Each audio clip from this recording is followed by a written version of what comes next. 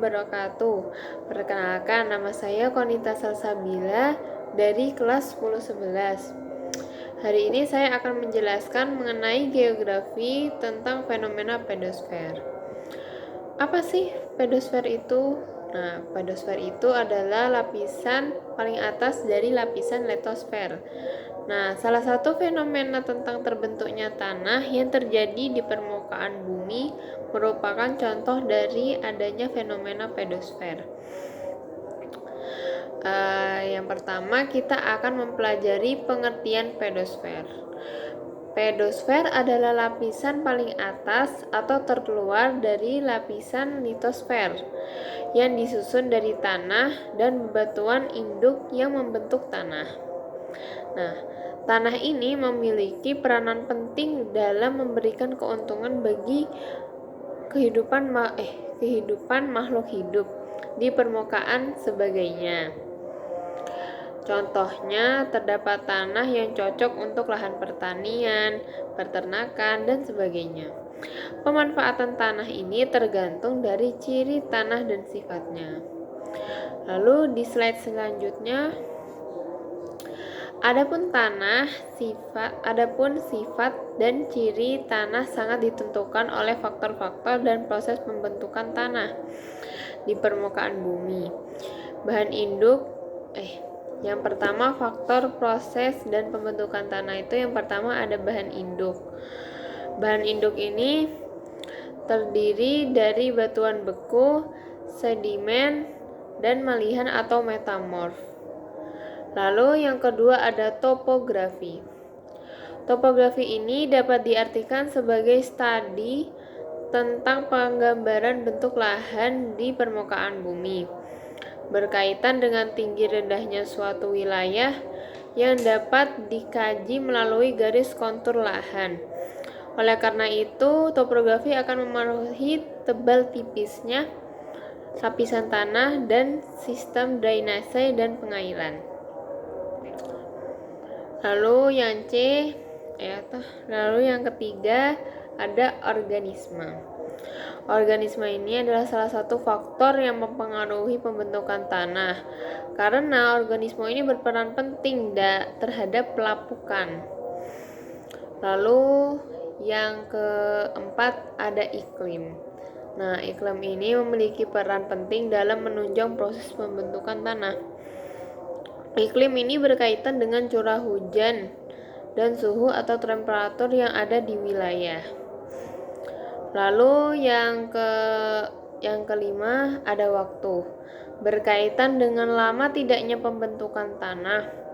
Dalam proses pembentukan tanah, bahan induk akan mempengaruhi lamanya waktu pelapukan. Lalu yang keenam ada manusia.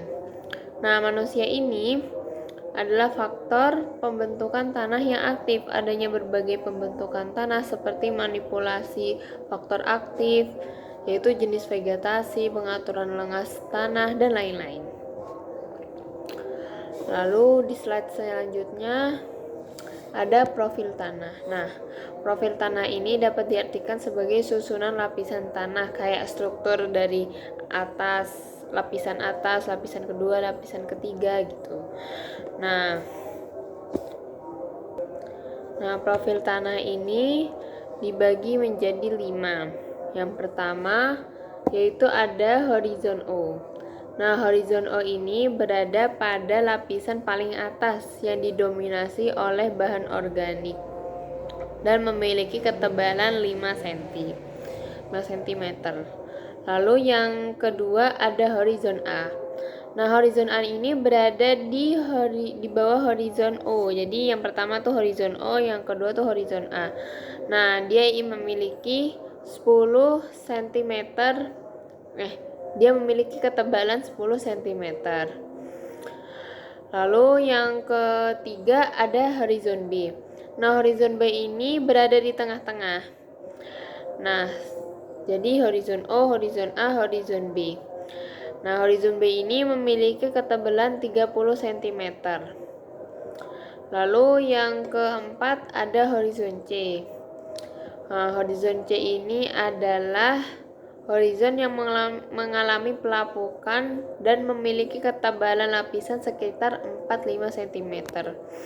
Nah, di horizon C ini kaya akan unsur-unsur aluminium. Lalu yang terakhir yang paling bawah itu ada horizon R.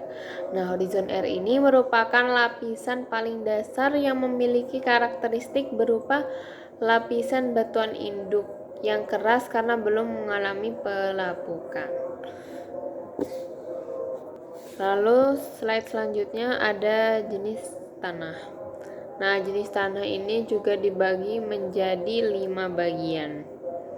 Nah, yang pertama ada tanah aluvial. Nah, tanah aluvial ini merupakan jenis tanah yang asalnya itu dari material halus yang diendapkan oleh air, dan sifatnya tanah ini memiliki sifat yang beragam dari bahan induknya.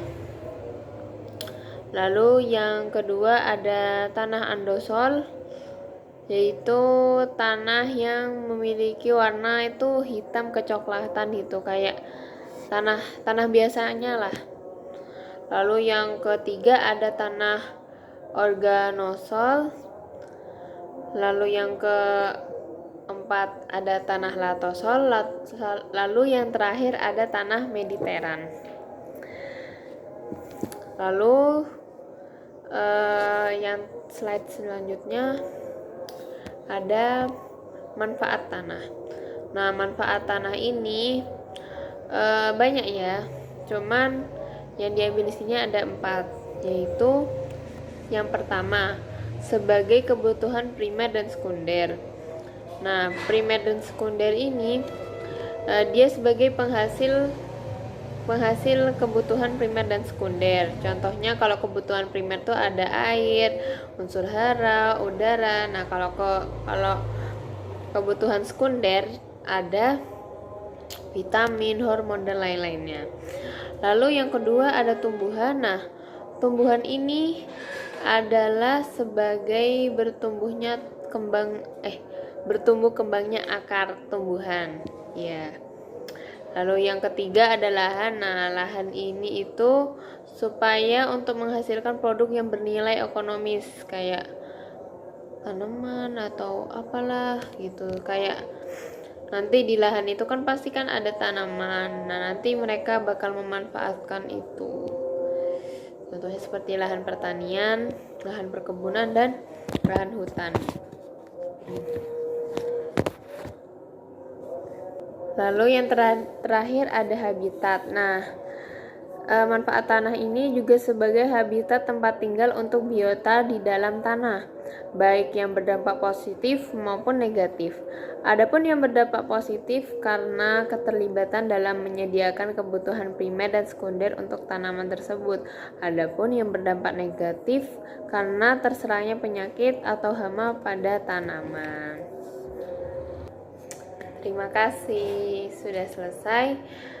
Saya akhiri. Wassalamualaikum warahmatullahi wabarakatuh.